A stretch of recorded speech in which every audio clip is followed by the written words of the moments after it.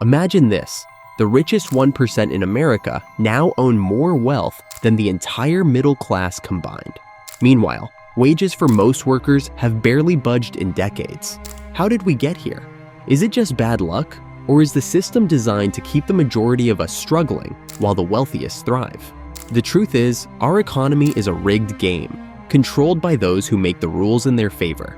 In this video, we'll break down the myths that keep us in the dark and uncover who's really pulling the strings. Donald Trump isn't the cause of the economic crisis we face. He's a consequence of it. For decades, growing wealth inequality and the erosion of trust in American institutions have created fertile ground for demagogues and division. The system feels rigged because, in many ways, it is. But how did we get here? And more importantly, how can we fix it? In this video series, we'll debunk the most pervasive and destructive myths about our economy. Myths that prevent real discussions about inequality, power, and the broken rules of the game. One of the most destructive lies is that economics is an objective science, separate from politics or morality. Wrong. Economics is deeply intertwined with both. Historically, the field of economics was known as political economy. It wasn't about abstract numbers, it was about creating a good society. Take Adam Smith, the so-called father of modern economics. He didn't call himself an economist, he was a moral philosopher. His work focused on fundamental questions. How much inequality is acceptable? Should children be forced to work? Is it okay for someone working full-time to still live in poverty?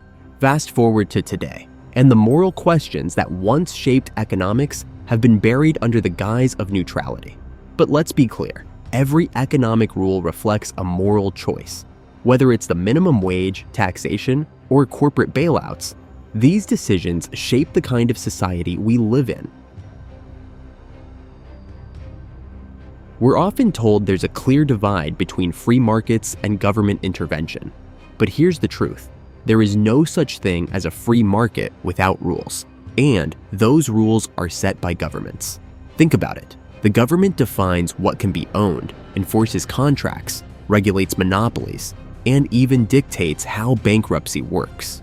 So, when people say, "Let the free market decide," what they really mean is, let those in power rig the rules in their favor.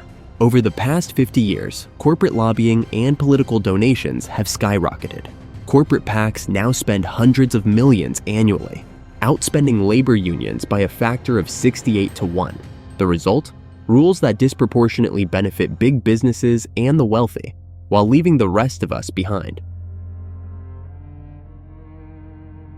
Here's another big lie. The richest people got there because they worked the hardest. That's bunk. The biggest predictor of wealth in the US isn't effort, it's inheritance. Today, 60% of all wealth is inherited, and we're on the brink of the largest intergenerational wealth transfer in history, as baby boomers pass trillions to their children. Meanwhile, CEOs and Wall Street elites rig the system to boost their own pay. Stock buybacks, insider trading, and lobbying for tax loopholes allow the wealthy to grow their fortunes exponentially, while working Americans struggle with stagnant wages and rising costs. The rigged system in action. Let's look at the bigger picture. Since the 1980s, antitrust enforcement has virtually disappeared, allowing corporations to merge into monopolies that control entire industries. Airlines. 4 companies dominate the US market, leading to higher fares and worse service. Pharmaceuticals. In 1995, 60 companies controlled the industry. Today, it's just 10, with prices soaring as a result. Food. 4 companies process 85% of beef, 70% of pork, and 54% of chicken in the US. This consolidation gives corporations massive power to set prices and keep wages low, all while claiming they're just following market principles. But markets aren't natural. They're engineered by rules written by the powerful. The global impact. These economic myths don't just harm Americans, they shape the global economy. Trade deals like NAFTA and WTO agreements were sold as win-win scenarios, but in reality, they protected corporate profits while outsourcing millions of American jobs. Between 2000 and 2017, the US lost 5.5 million manufacturing jobs, largely due to imports from countries with lower wages and weaker labor protections. Global trade isn't inherently good or bad. It's the rules of the game that determine who benefits. The path forward.